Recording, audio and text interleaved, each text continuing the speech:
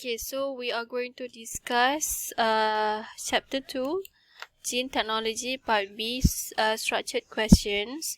So we are going to look at question number 1A. It shows you figure 2, which shows steps in gene cloning. Okay. So for question number 1, can the first person please read the question and give your answer? Kejap kelas. Kejap.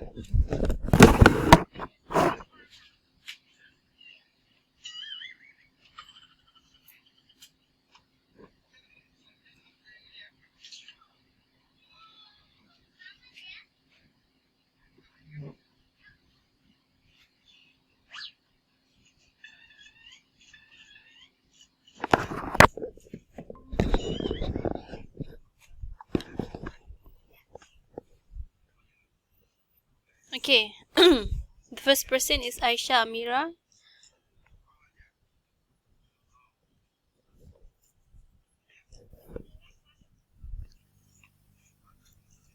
Question 1, A1 ke medium? Okay. Explain why bacteria are routinely used to produce large number of the target DNA. So I use the characteristic of host cell because the bacteria is host cell in this case. So my answer is that because bacteria can allow replication of recombinant DNA, able to maintain structure of recombinant DNA from one generation to another, able to accept recombinant DNA via transformation and multiply the gene product of the recombinant DNA. Okay. Sekejap kelas.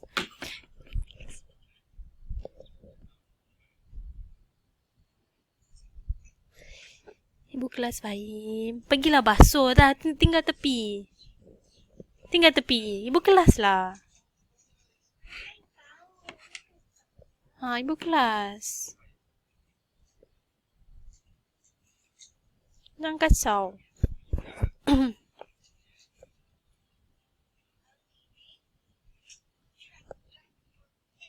Okay, so that was your answer. So okay lah, alright.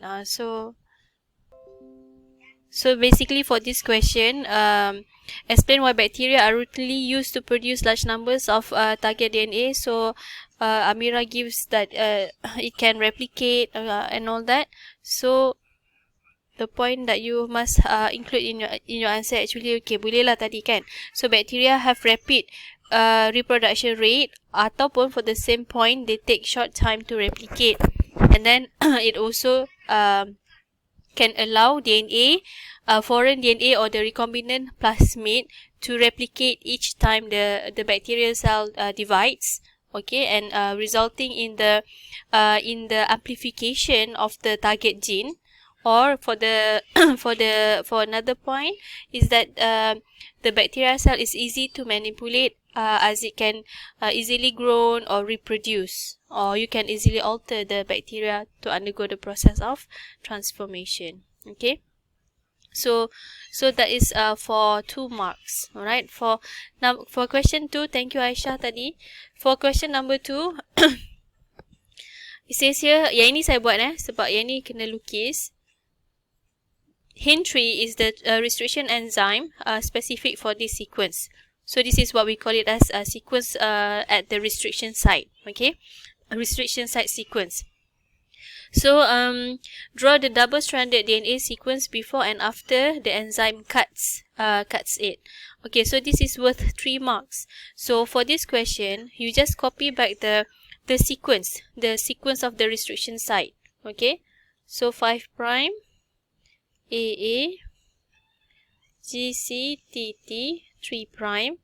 Okay, so this is the first strand. So you know that the restriction site is on DNA and it is double stranded. So you must write the complementary strand below it. Kena complement kan. So kena complement, kena align. So A, T, T, G, sorry, CG. Okay, A 5 prime. Okay. So this is the restriction site on DNA. So you must remember, you must draw the two strand align. Okay, the bases must align, mesti complement. And then lepas tu this is for the first mark. Okay, for the first mark. And then in the question, it says that the enzyme will cut between the bases, the two adenine bases. Okay, so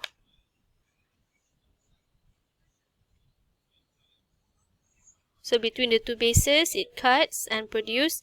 It cuts in a staggered manner and produce sticky end. So for this, you must separate the two sticky end produced. But before that, I want to emphasize on this. So because this is restriction site sequence, so if you look at the sequence, if you read the sequence for both strand in opposite direction, the sequence is the same, which is from 5 to 3. It is adenine, AA, GC, TT. Bawah pun sama, AA, GC, TT. So this is what we call it as palindromic sequence. Okay, it is read the same in both direction. So that is another characteristics of restriction site sequence. And then, okay, so for the second mark that you must write to get the mark is that you show the separation. So 5' adenine. Bawah dia apa? 3 thymine. So you must write the two sequence align. Kalau lari dia akan jadi salah. Okay, CGA. Okay, so separatekan dia. Make sure that you clearly show the separation.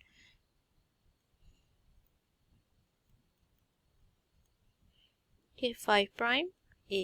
So this is one mark. This is another mark. Okay, 3 markah kat situ. Okay, so that is your answer there. Alright, so for the next question, question 2, which is Apriline. So for the first question, what is the significance of using the same restriction enzyme? Is that it could recognize the identical sequence when read in the opposite direction in the complementary strand. Okay, so kita tengok balik the main question there. Okay, the main question, it says here, in the recombinant DNA technology, the gene of interest, kita ada dua to produce recombinant plasmid, we have two sources of DNA kan. So one is gene of interest from the species that you extract the gene, okay, from one species such as the DNA that you extracted from animal cell. And then another source of DNA is the plasmid from bacterial cell. So you have to cut using the same restriction enzyme for these two sources of DNA. Okay, for the two sources of DNA. So why? What is its significance? Okay, to use the same restriction enzyme when you cut these two sources of DNA. This is because you by using the same restriction enzyme to cut these two sources of DNA, it is to produce the same sticky end, for these two sources of DNA. Okay, to ensure that the cut ends are complementary to each other. Okay, that is the answer. To ensure that the cut ends okay, the cuts end between the DNA of the gene of interest and plasmid are complementary to each other, or they fit perfectly to one another, okay, by producing the same sticky ends. Faham Boleh Apriline? Faham itu. Okay. Alright, so the next question, number 2, Ishraf.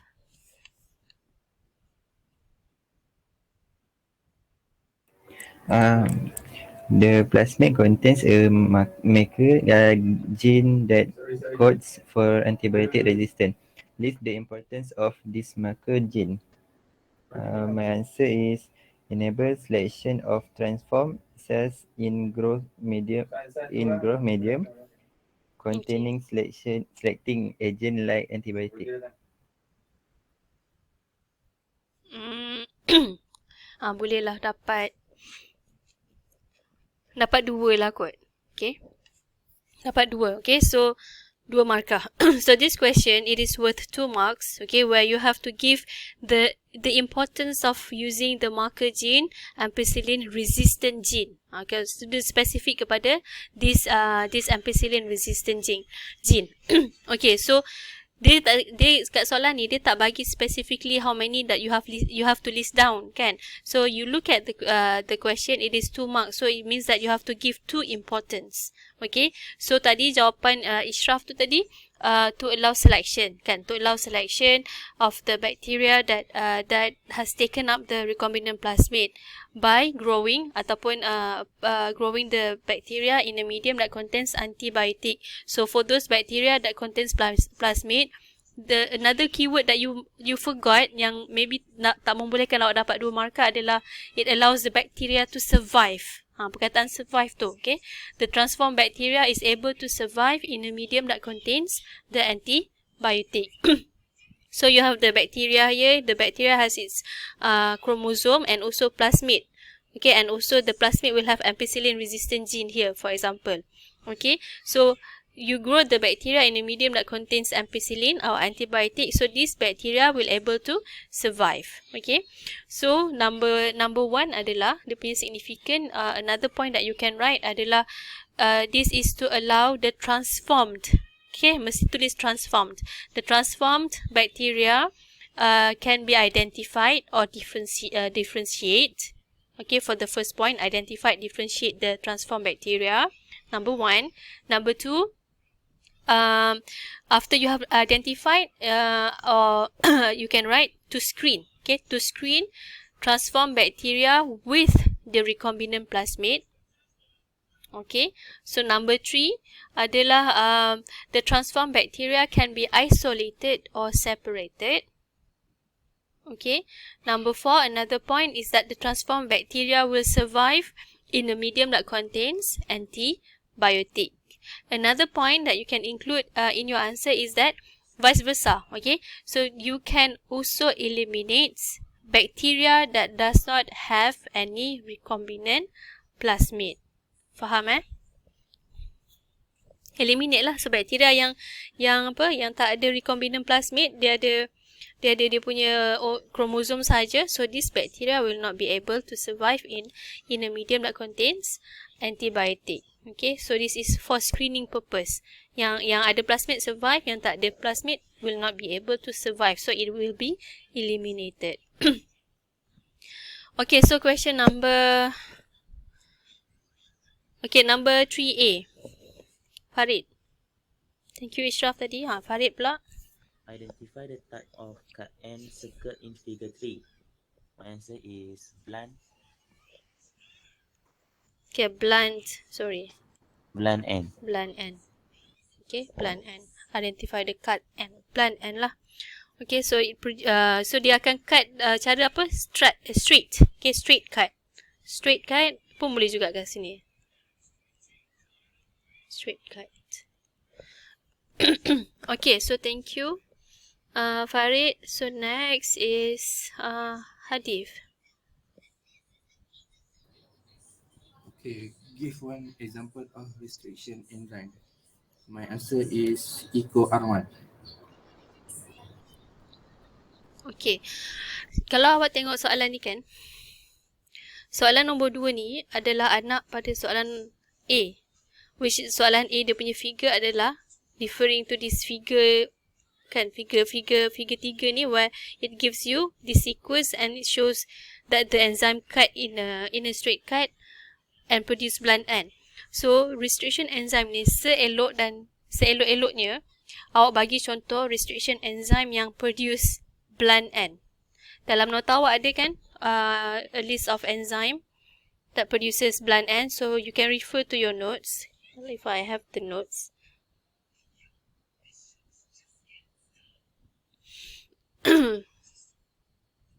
Ini kan? Okay, so SMA1 produces a straight cut. So daripada table ni, awak hafal satu enzyme yang produce sticky end, awak hafal satu enzyme yang produce blunt end. So at least sequence tak payah hafal. Cuma awak ingat, okay, so equal R1 dia produce sticky end, SMA1 produce blunt end. So so kalau macam soalan disuruh bagi example, then you can give the exact example. So source tak payah dalam peringkat awak, tak payah ingat source dia pada bakteria apa, semua tu nama tu tak payah, sequence pun tak payah, cuma kena fahamkan kalau equal R1 dia cut in a staggered manner to produce sticky ends. Ataupun kalau tak nak hafal equal R1 or hafal HIN3 ataupun BAM-H1. So these three enzyme produces sticky end. SMA1 produces blunt end. Tu je lah. Okay, so better for this type of question, awak refer kepada main question. So main question dia bagi contoh blunt end, so you give SMA1. Macam tu. Okay, it is better like that lah. Okay, Boleh tadi Hadif? Boleh. Okay. Okay, number 3. Irfan. For number 3, how does the enzyme in question 2A2 work? My answer is the SMA1 enzyme recognizes sequences that are palindromic in the complementary strand. Then it cleaves the double-stranded DNA molecule at a specific nucleotide sequence called a restriction site. Okay, so dapat 2 markah kat situ. Okay, so keyword kat situ recognize, and second keyword, second point adalah cleave. Kan? So the question requires you to explain, then you explain. Kan? So for the first point tadi, the restriction enzyme recognizes the palindromic sequence ataupun recognizes the restriction site sequence. Okay, number 2, after they recognize, dia buat apa? They cleave ataupun cut at the restriction site. Okay, or the DNA molecule. Another point that you can include also in your answer is that the restriction enzyme can make many cuts in the DNA molecule and produce sets of restriction enzymes. Pun boleh juga. Okay. So, thank you tadi Irfan. The next question. B, figure 4 shows a part of gene cloning process. Okay, a part of gene cloning process. So you have the vector, and then you have the target gene. You cut using the same restriction enzyme, and then you ligate. Ligate is another word is to join. Can join these two sources of DNA, target gene and also the vector. You join, and then you you insert into the plasmid to produce recombinant DNA. So you have to seal between these two sources of DNA using DNA ligase, kan, untuk lekatkan dia semula, and then you insert the plasmid into the host cell, in this case bacteria.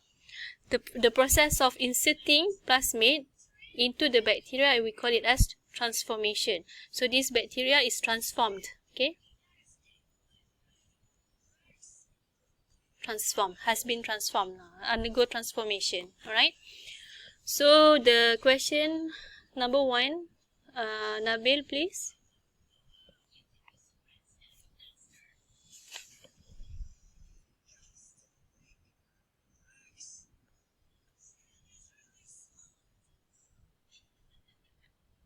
Ada Nabil tak?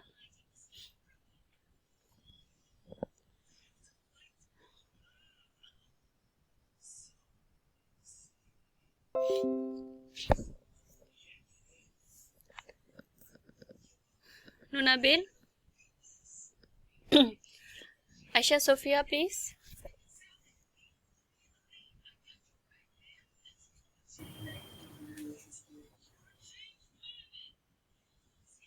Tak dengar tadi jawapan awak.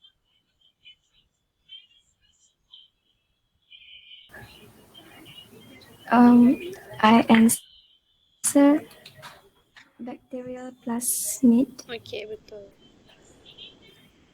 Okay, bacterial plasmid ataupun cosmids, ada example dalam nota awak tu kan, dia bagi cosmids ataupun bacteriophage ataupun yeast artificial chromosome.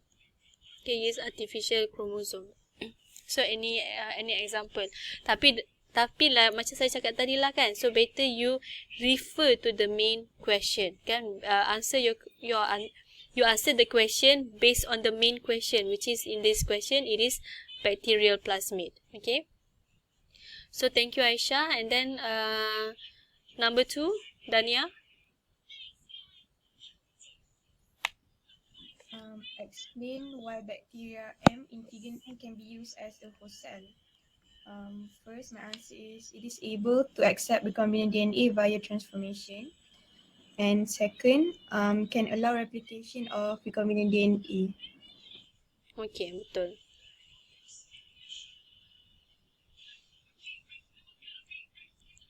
Recombinant DNA ataupun recombinant plasmid. Okay. Okay, that is the characteristics of bacteria, or that is used as host cell. So the bacterial cell must be able to accept the recombinant plasmid. Second, after they accept, okay, the bacterial cell must be able to maintain the structure of the recombinant plasmid. And then another feature of the host cell is that it allows the replication of the recombinant plasmid. And the last one, you can also write in your answer, the bacterial cell allow to multiply the gene product of the recombinant plasmid. Sebab dalam bacteria ni dah ada gene of interest kan. So because the bacteria has the gene of interest, the bacteria can also produce the product from the gene of interest. Okay, so protein, whatever protein lah which is coded by the gene, able to multiply the gene product from the recombinant plasmid. So you have several points. Dia nak 2 sahaja. Okay, so thank you tadi Dania. Number 3 is Farha. Name the subsequent stage after the process in figure 9. My answer is amplification of the target gene by host cell and selection. Betul.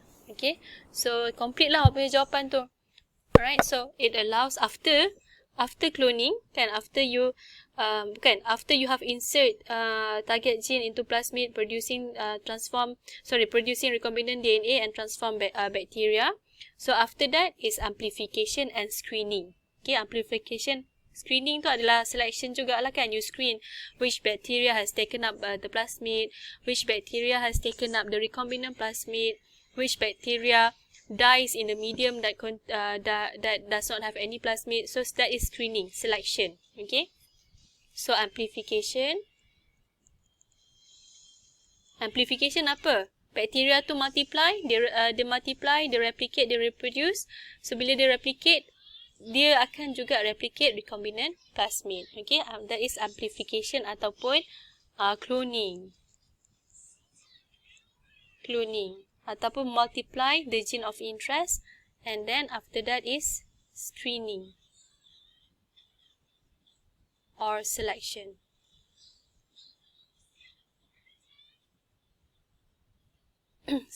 Screening, selection sama. Okay. Okay, so thank you Farha. Okay, number C1 ni saya buat. Okay, so it says here figure 5 shows the synthesis of cDNA from mRNA. On the diagram, circle either X or Y that represents cDNA. Okay, so if you look at the diagram here, the first strand here is actually the mRNA. Okay, so the mRNA will serve as template. Okay, template to synthesize the first strand of cDNA molecule.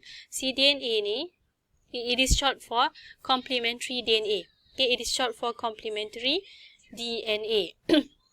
So this cDNA is synthesized based on mRNA.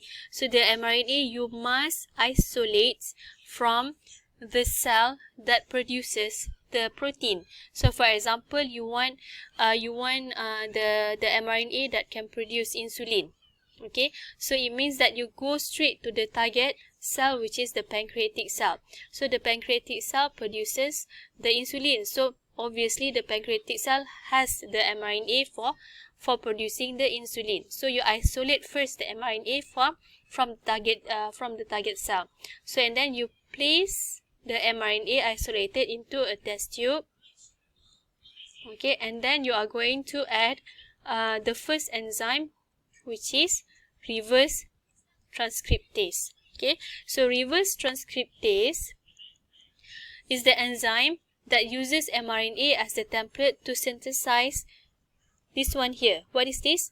This is the first cDNA strand. Okay, the first cDNA strand is synthesized using mRNA as template, and the enzyme reverse transcriptase catalyzes the reaction. Okay, so once you have the first cDNA strand, you have another enzyme that will degrade the mRNA.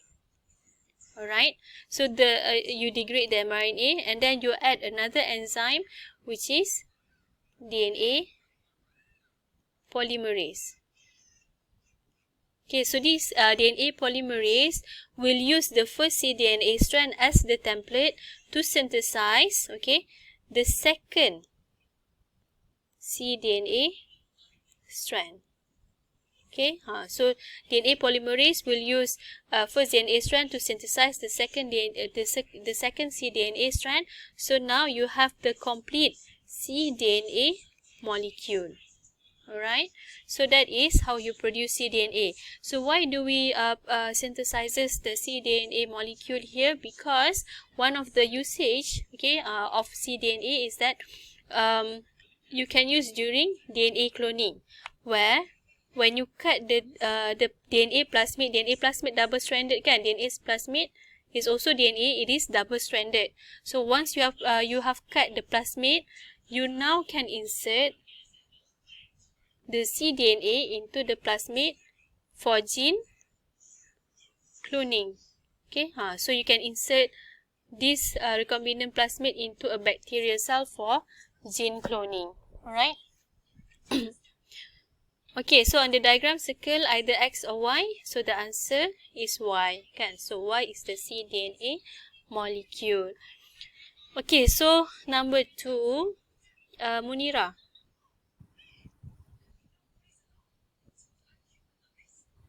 Why mRNA cannot be ligated into a cloning vector? I answer mRNA has numerous introns. mRNA has numerous introns. Tadi kita tengok kat sini soalan ni.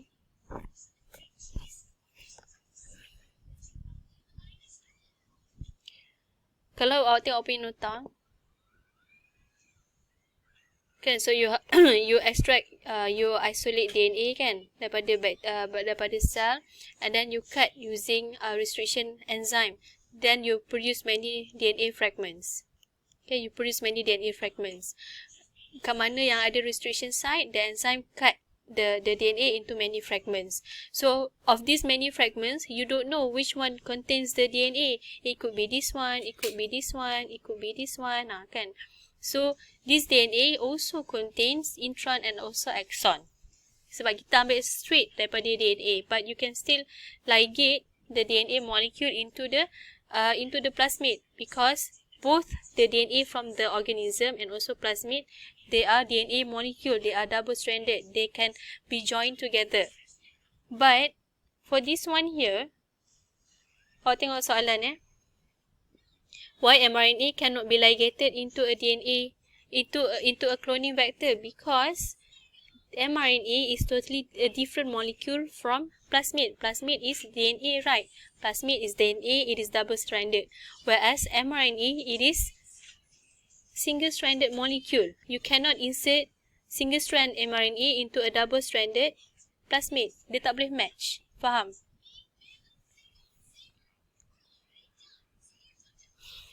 Boleh tak tadi siapa Munira? mRNA cannot be ligated into cloning vector because it is single stranded. Okay, it is single stranded. Itu je. Okay. So thank you. Okay, so next number 3, Sufia. State the function of reverse transcriptase in this process. My answer is to synthesize the first single strand of cDNA using mRNA as template. Okay, betul. Alright. So the function of reverse transcriptase, it is the enzyme used to synthesize the first single-stranded cDNA using mRNA as template. Okay, so thank you, Sophia. Next, number 4, Shakira. Number 4, name the enzyme that synthesizes the complementary strand in molecule Y. My answer is DNA polymerase. Okay, so betul. Okay, so easy, straightforward question. So DNA polymerase is the enzyme used to synthesize the second cDNA strand to produce the complete cDNA molecule. Okay, so the next question, the figure 6 shows steps in polymerase chain reaction, PCR. Okay, so in PCR it has many cycle. Bergantunglah pada berapa cycle yang awak nak set. 20, 30, macam tu kan. So the purpose of PCR is to amplify the DNA sample. For example, you have a small sample of cells, and then you isolate the DNA from the small sample of cells. So, daripada blood stain ke, daripada semen ke, daripada whatever source of the cells that you obtained. Okay, so this DNA, in order for you to be able to analyze your DNA, you have to amplify first your sample using PCR. So PCR will have many cycles. Bergantunglah awak nak berapa cycle. So each cycle will undergo 3 stage. Okay, stage 1 denaturation, stage 2 is annealing. Okay, stage 3 is extension. Okay, repeat lah berapa banyak cycle pun. Alright. So denaturation, annealing and also extension. So itu awak kena ingat the three stage dan apa jadi, what are the process occurs in each of these step, you have to know. Okay, so for number 1, Fatihah. State one event that occurs during the denaturation stage. My answer is the breaking of hydrogen bond between two DNA strands. Okay, betul. Okay, it breaks the breaking of hydrogen bonds, okay, between the two DNA strands. Macam mana dia nak break? You can add another point. Kalau dia soalan ni 2 markah, by exposing the DNA to high temperature or above 90 degrees Celsius. Kalau dia 2 markah lah, you have to elaborate a bit. Okay, so name stage 2 ni saya buat annealing. Okay, annealing is the stage for number 2. Kalau soalan tu require for you to explain, then you explain lah, which is the temperature will be reduced in the range of 50 to 68 degrees, where in this stage it involves primer attached to the template strand. Nampak? You have here the primer, which is the primer will be attached to the template. To the template DNA. Yang tadi you have your sample kan, and then you increase the temperature at high temperature above 90 degrees. This is to break the hydrogen bond, so that these two will become template. Okay, template. So during stage 2 annealing, you drop the temperature so that the primer can attach to the two template. And then stage 3 is extension, where another enzyme, which is Taq polymerase, will extend from the primer to produce the new DNA daughter strand. Okay, number 3, Rashida. State the specific characteristic of Taq polymerase that allow it to be used in this technique. The answer is withstand to high temperature up to 95 degrees Celsius. Okay, betul. Okay, so Taq polymerase is the enzyme extracted from bacteria that lives in hot spring. So you get this enzyme from that bacteria to do PCR, because it can withstand high temperature and it will not denature at high temperature. So for 1 mark. So betul lah jawapan awak tadi, Rashida. So question number 4. Figure 7 shows a part of gene cloning lagi. Okay, Shirley, question number 1. My answer is equal R1. Okay, boleh lah. Okay, sebab equal R1. You have to refer to the main question lah, where you can see that it produces sticky ends. So enzyme equal R1 produces sticky ends. Okay. Explain. Okay, so next is Siti Nur Syafika. Explain the formation of X. So my answer is the plasmid will be extracted from bacterial cell and gene of interest. So both of DNA molecules will be cut by the same restriction enzymes. Next, target gene will be inserted into a cloning vector, and then the plasmid will be mixed with fragment of target gene to form recombinant DNA. Boleh lah. Okay, so dah dapat lah 3. Cuma another point yang maybe you can add into your answer is that you have the enzyme DNA ligase, right? Okay, DNA ligase joins the two DNA source, joins the DNA, the plasmid and the gene of interest. So maybe you can add into your answer there. Okay, 3 point lah. Point yang pertama saya repeat How do you produce this recombinant plasmid? First, enzyme, restriction enzyme cuts both DNA, gene of interest and also plasmid. You use the same restriction enzyme. Second,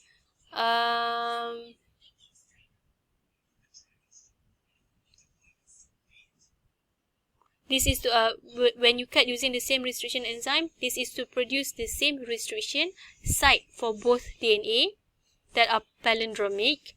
Okay, and then you join using DNA ligase to produce recombinant DNA. Okay, 3 markah. So 3 point lah. Several points there you can have. Okay, so number 3. Ini saya buat sebab disuruh show A restriction enzyme cleaves a double-stranded DNA molecule at a specific restriction site as shown. Show the 2 fragment produced after being cut by restriction enzyme. Ini macam soalan tadi lah kan. So bila soalan tadi, bila disuruh show, you tak payah nak copy balik, write macam ni. Sebab apa? Sebab dia dah bagi kat sini. Kat sini 2 markah, you just write the 2 products sahaja yang akan terhasil. So dia cut between the A to produce sticky end. You just separate dia clearly. Kan, separate the two ends clearly. So this is 1 mark, this is 1 mark for the separation that you showed. Okay, macam ni lah. Macam ni. Ni 1 markah, ini 1 markah ni. So soalan tadi 2 markah sebab you are not required to write this one here. Sebab dia dah bagi dalam soalan.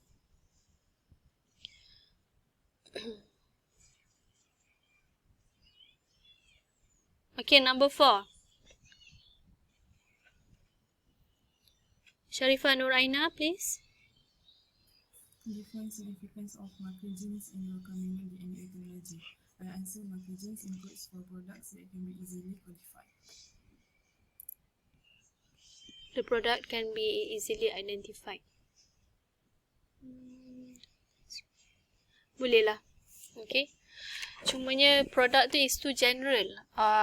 Maybe you better write to detect or to screen transform product that contains recombinant DNA. Kan? Macam tu lah. And the significance of marker genes is to screen transform bacteria. Macam tu. Okay. Allow detection of cells that contain recombinant DNA, or to detect or screen transform product that contains recombinant DNA. So jangan simply tulis produk apa kat situ. Kan? It is the transform bacteria that contains recombinant DNA. Boleh Okay. So for last question from the list here, Umar. Yes, madam. Okay, B. My answer is... Soalan baca. Soybeans and maize are the most common genetically modified crops. Based on this statement, describe genetically modified organisms and state their advantage in agriculture. And my answer is a genetically modified organism to produce specific desirable and heritable traits, and the advantage is resistant towards drought. Towards drought. Cuaca panas Ya, betul. Okay. So dapatlah 2 markah kat situ. So 2 markah. Soalan ni sebenarnya ada 2 soalan. Dua soalan, so that's why 2 markah. Based on this statement, describe genetically modified organism. So ini satu markah where you have to give the definition for GMO. Markah yang kedua adalah bagi advantage of GMO tu. Okay, so 2 markah lah. Tadi Umar dah bagi definition. Definition tu just boleh refer pada your notes kan. Tapi dalam exercise boleh lah. Dalam exam jangan buat. Awak kena hafal Ingat. So, GMO adalah organism. GMO is an organism which DNA has been altered using genetic engineering technique, or it is transgenic plants or transgenic dia plant lah kan. Okay, transgenic plant or plant that have been incorporated with foreign gene to produce desirable trait. Okay. So advantage tadi resistant to drought or other feature lah, resistant to pesticide, herbicide, resistant to disease, virus or fungus, to produce a crop with increased product or increased yield, or increased nutrients or better adaptation in extreme temperature. So you have plenty of advantages of producing GMO there. Okay, for soybean and maize. Okay, so the next question here, saya akan bagi jawapan. Okay, so C, figure 9 shows steps of PCR, sama juga. Okay, name step Y. So Y is apa tadi? Annealing, where you have the primer that will adhere, okay, to the template. Okay, you have primer that will bind to the DNA template. Explain the process in step Z. Step Z is elongation or extension. Okay. So, dia 3 markah. So, yang pertama kalau mention step Z is elongation, dapat markah. Ataupun step Z is extension, dapat markah. Poin yang seterusnya adalah free DNA nucleotides will be added to the template according to the complementary base pairing rules. Okay. Poin yang ketiga, guna enzim apa? Using the enzyme tag polymerase. Dah 3 poin kat situ. Another point that you can also add into your answer is that this you produce 2 identical DNA molecule. Yeah, so you produce 2 identical DNA molecule after extension. Okay, so number 3, give 1 characteristics for the enzyme used in Z. Z tadi apa dia use enzyme tag polymerase? 1 characteristic is that macam tadilah, it can withstand to high temperature, it is stable in high temperature, or it will not denature in high temperature. Okay, so the last question, number 4, how many DNA molecules are produced after 3 cycles of PCR? After 3 cycles of PCR, berapa awak punya jawapan semua orang? 8. Okay, 8. So, betul lah. Okay. So, do you have any question? Habis dah kita discuss ni. Okay, so for part B, you have to refer the answer in the video.